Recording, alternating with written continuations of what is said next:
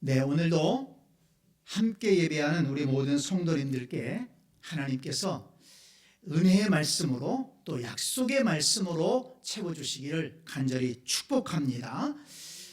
오늘 한 해를 마무리하고 새해를 맞이하는 이 시간에 채워주시는 예수님을 기대하라, 채워주시는 은혜를 기대하라, 이런 제목으로 함께 은혜를 나누려고 합니다. 채워주시는 은혜를 기대하면서 새해를 맞이하자는 것입니다. 우리 한번 해볼까요? 채워주시는 은혜를 기대하며 새해를 맞이하자. 한번 해보십시다. 시작. 아멘. 네, 그렇습니다. 우리 2021년 새해에는 정말 우리 삶의 부족한 것들을 채워주시는 은혜가 저와 여러분에게 또 우리 모두의 가정에 충만히 임하게 되기를 간절히 축복합니다. 오늘 본문에는 예수님께서 제자들과 함께 갈릴리 가나에서 있었던 어느 한 결혼식에서 있었던, 결혼식에 참석하시고 거기에서 있었던 일을 기록하고 있습니다. 1절에 보니까 예수님의 어머니도 거기 계셨다고 했어요. 그걸 봐서 그 결혼식 집이 예수님의 친척집이 아니었는가 이렇게 생각이 됩니다. 그런데 한창 결혼 피로연이 열리고 있었는데 한 가지 문제가 생겼습니다. 준비해 놓았던 포도주가 다 떨어진 것입니다. 아직 잔치가 한창인데 손님들은 포도주를 찾고 있는데 포도주가 떨어져 버린 것입니다. 준비할 때는 충분할 줄 알고 준비했는데 손님들이 예상보다 더 많이 온 것 같습니다. 손님들은 포도주를 더 찾고 있고 하인들은 어떻게 하느냐고 묻고 있고 손님을 초대한 신랑은 어떻게도 할 수 없고 난처한 표정을 지으면서 안타까워하고 있는 것입니다. 만약에 정말 포도주가 떨어졌다고 얘기하면 손님들이 뭐 이렇게 잔치 준비를 소홀히 했느냐고 핀잔을 하면서 흉을 보면서 일어나 갈 것이 틀림없습니다. 그런데 그 사실을 알게 된 마리아가 예수님께 도움을 요청합니다. 조용히 불러서 말했을 것입니다. 예수, 포도주가 떨어졌단다. 저 걱정하는 저 신랑 얼굴 좀 봐라. 도와줘야 되지 않겠니? 그랬더니 예수님께서 잠시 주저하시다가 어머니의 말을 따라서 하인들을 불러서 분부를 내립니다. 거기에 정결 예식을 위해서 돌 항아리 6개가 있었는데 거기에다가 물을 가득 채우라는 것입니다. 하인들은 영문도 모르고 물을 떠다가 그 항아리에 아귀까지 가득 채웠다고 했습니다. 그러자 예수님이 또 분부합니다. 하인들에게 그 물을 작은 주전자에 옮겨 떠서 연회장에게 갖다 주어라. 그 하인들은 알잖아요. 정말 의아했습니다. 그렇지만 시키는 대로 해야 했기 때문에 그 하인들은 그 물을 주전자에 옮겨 떠가지고 연회장에게 갖다 주었습니다. 그런데 놀라운 일이 일어난 것입니다. 연회장이 받아서 손님들에게 그것을 나눠줘 보니까 포도주가 돼 있었던 것입니다. 예수님께서 물로 포도주를 만들어서 포도주가 다시 채워지는 그런 은혜를 베풀어 주신 것입니다. 마음을 졸이고 있던 신랑은 안도의 한숨을 쉬었습니다. 손님들은 새로 가져다 준 포도주를 맛보면서 아니 아까 것보다 훨씬 더 맛있네, 그러면서 즐겁게 잔치를 즐겼습니다. 포도주가 떨어져서 하마터면 엉망이 될 수밖에 없었던 그 혼인 잔치가 예수님께서 다시 채워주심으로 기쁨의 잔치를 계속할 수 있었다는 것입니다. 여러분, 오늘 송구영신 예배에 이 말씀을 함께 나누는 이유가 있습니다. 지난 1년 동안 코로나 사태를 겪고 있는 우리에게도 채워주시는 은혜가 절실하게 필요하기 때문입니다. 지난 1년 동안 코로나 사태를 겪으면서 우리 삶에도 많은 것이 떨어지고 많은 것을 잃어버렸습니다. 무엇보다도 마음의 평안을 잃어버렸습니다. 얼굴의 웃음을 잃어버렸습니다.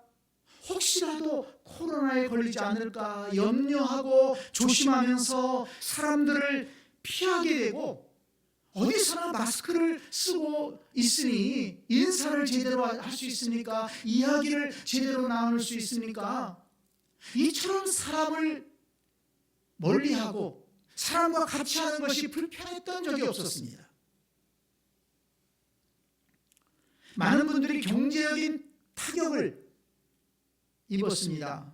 직장에서 일거리가 떨어져 휴직을 하시는 분들이 있고, 사업을 하시는 분들은 주문이 들어오지 않고 일거리가 없고, 그러다 보니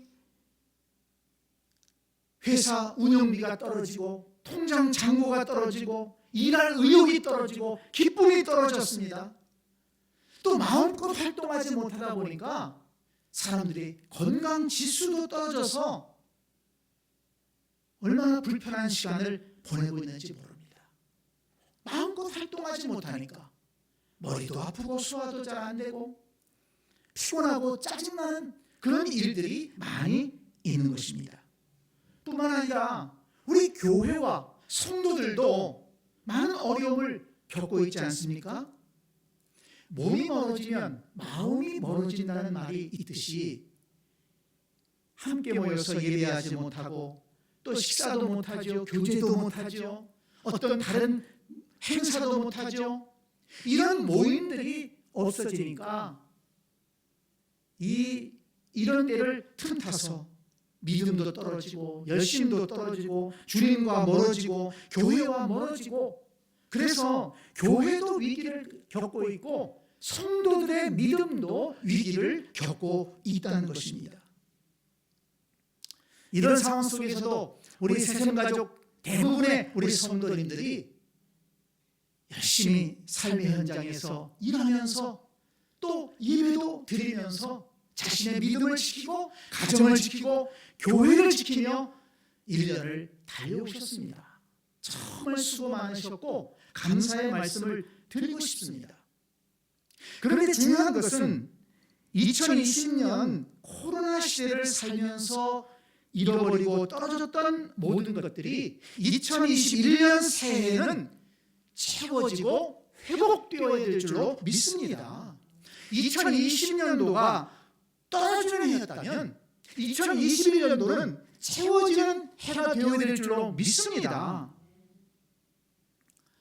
지난번에 시와호를 건너서 대부도 쪽으로 가다 보니까 거기 물이 다 빠져가지고 갯벌만 있어요. 중간중간 배가 그 갯벌에 붙어가지고 움직이지를 못하고 있습니다. 썰물 때인 것입니다. 찬바람만 불었습니다. 그런데 돌아오다 보니까 거기에 물이 찼어요. 점점 차오르고 있습니다.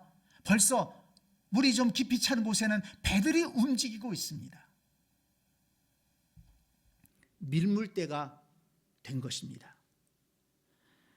성도 여러분, 우리 삶에도 썰물대가 있습니다. 힘들게 이루는 것들이 생각지 못했던 어려움으로 다 빠져나가고 우리가 가진 자원들이 떨어질 때가 있는 것입니다. 그러나 여러분, 썰물대가 있는가 하면 밀물대도 있습니다. 다시 채워지고 회복되는 때가 있다는 것을 믿으시기를 바랍니다. 2020년이 코로나로 인해 썰물의 해였다면 2021년은 밀물의 때가 될 줄로 믿습니다. 그런 믿음을 가지시기를 바랍니다. 우리 삶에, 가정에, 직장에, 교회에, 또 우리의 신앙에 하나님께서 채워주시는 은혜가 부어지는 새해가 될 줄로 믿습니다. 여러분, 그것이 어떻게 가능합니까? 가나의 혼인잔치를 다시 한번 생각해 보시기를 바랍니다. 혼인잔치에 포도주가 떨어졌는데, 위기가 찾아왔는데 다시 채워지고 다시 기쁨의 잔치를 이어갈 수 있었습니다. 어떻게 그것이 가능했습니까?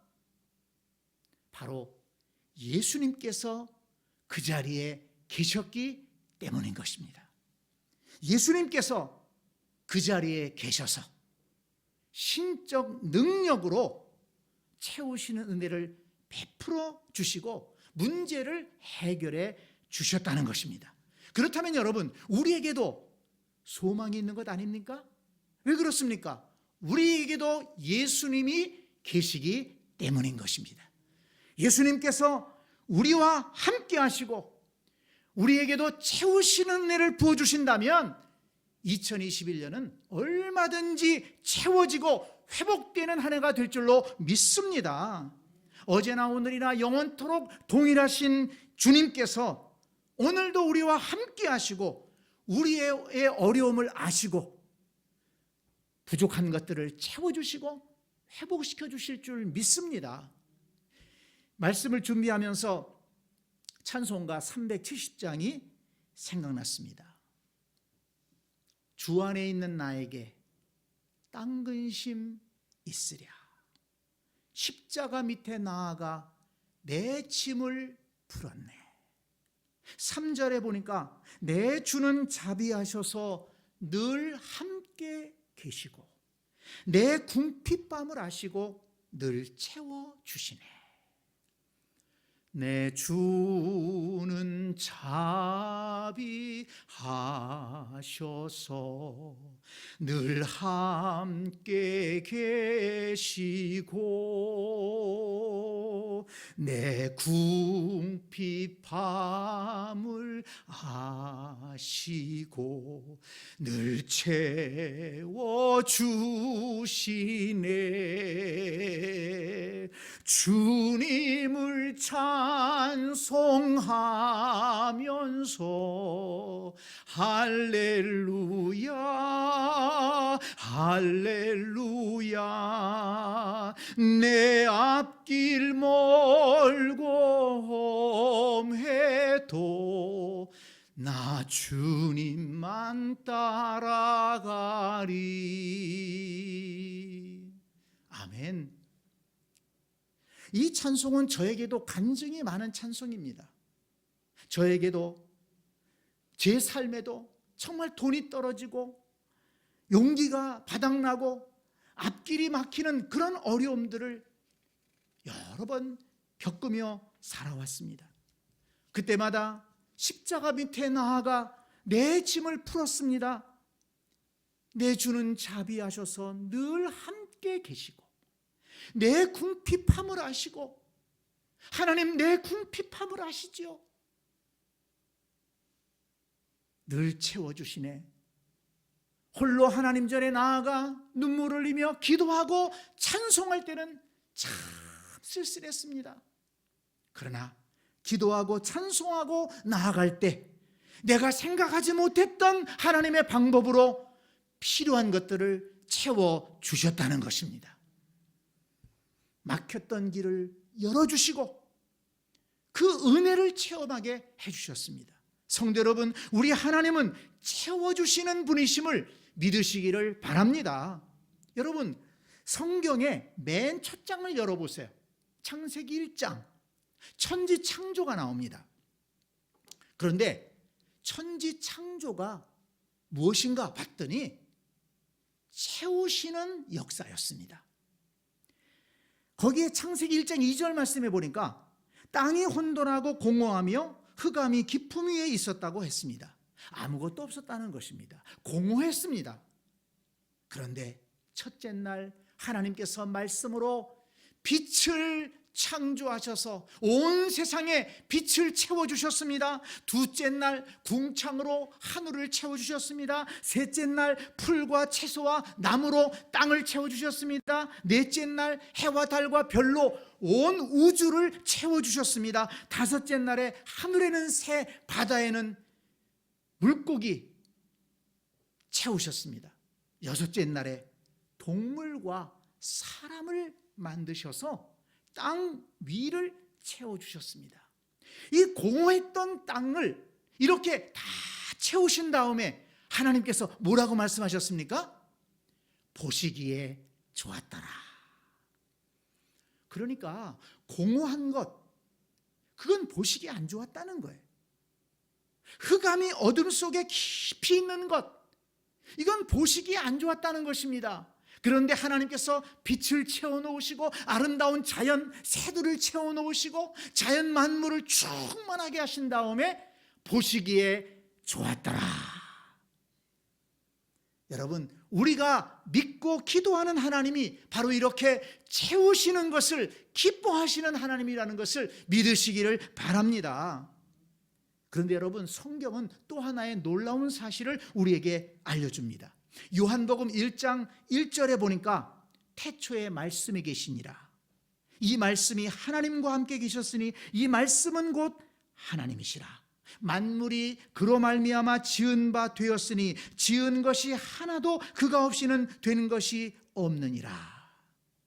무슨 말씀인가 하면 태초에 하나님이 천지를 창조하실 때 말씀이 같이 계셨는데 그 말씀이 함께 온 우주 만물을 창조했다는 것입니다. 그런데 14절, 요한복음 1장 14절에 보니까 말씀이 육신이 되어 우리 가운데 거하심에 우리가 그의 영광을 보니 아버지의 독생자의 영광이요 은혜와 진리가 충만하더라.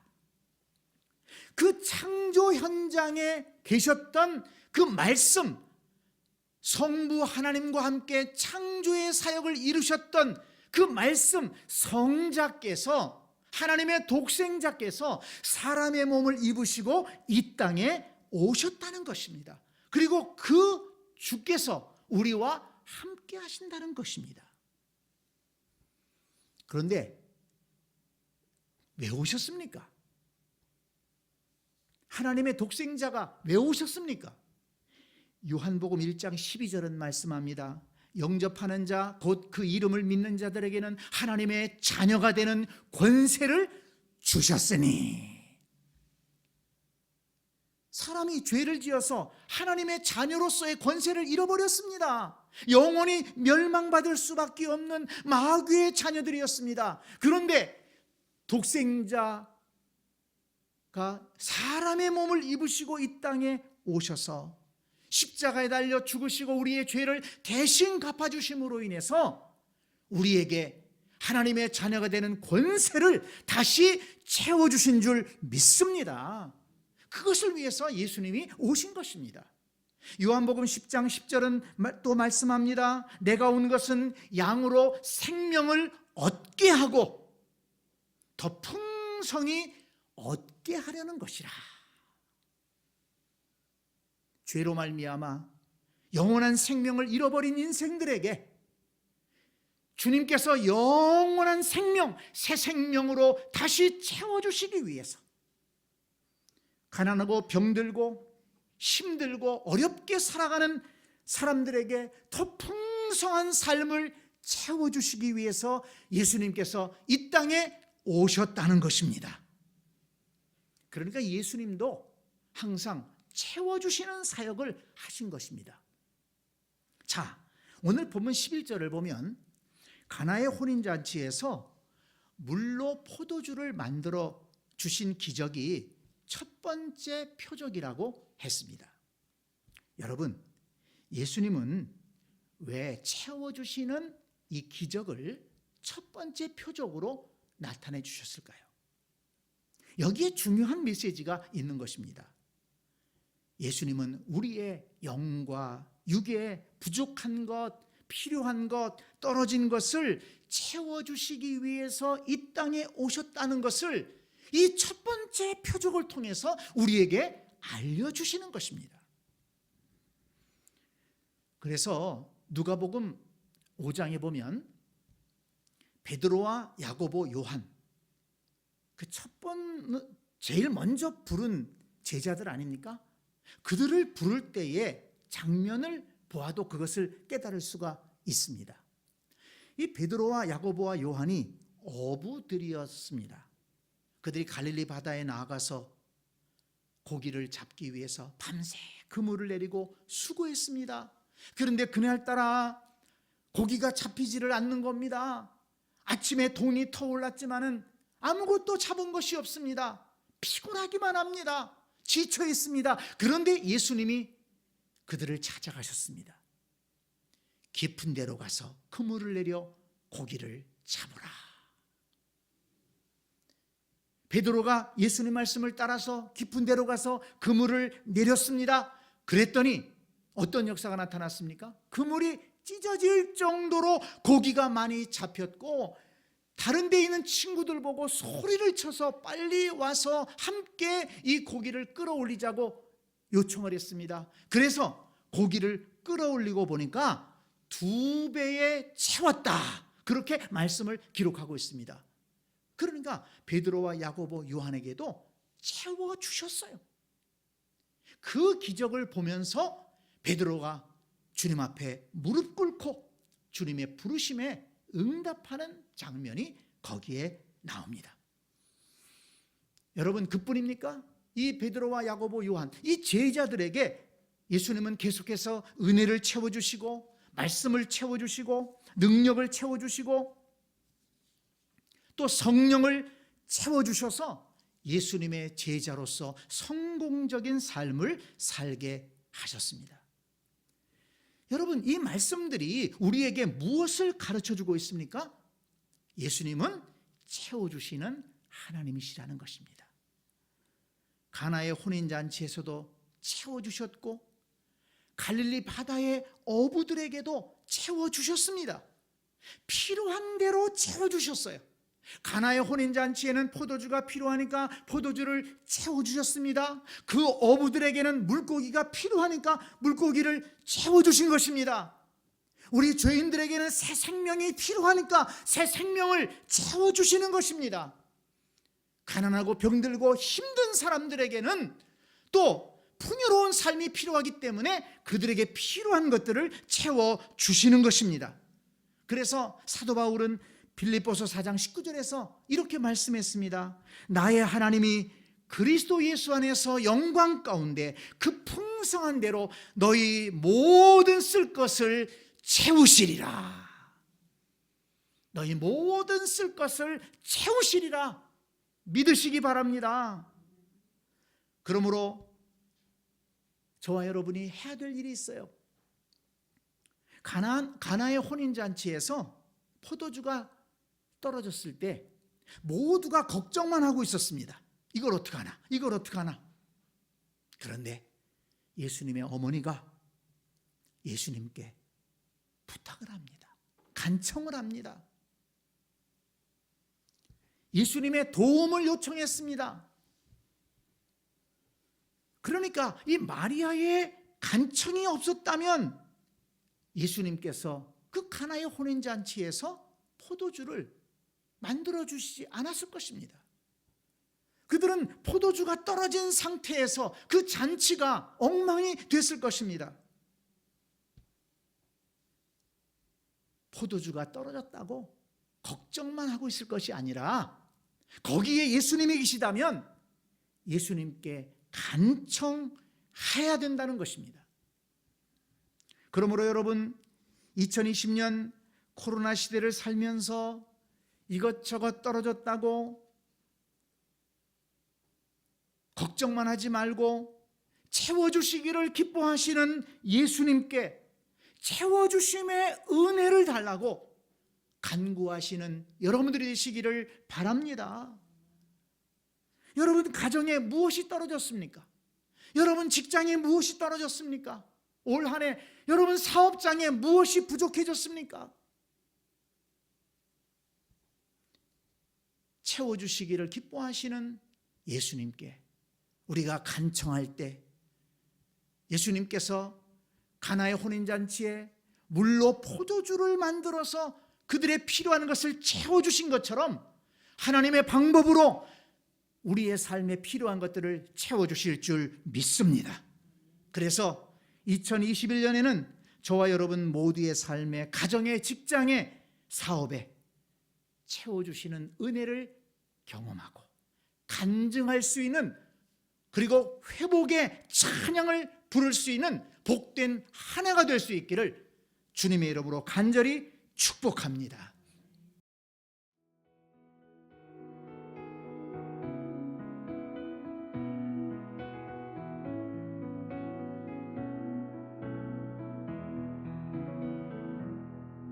그 선한 힘에 고요히 감사하여 그 놀라운 평화를 누리며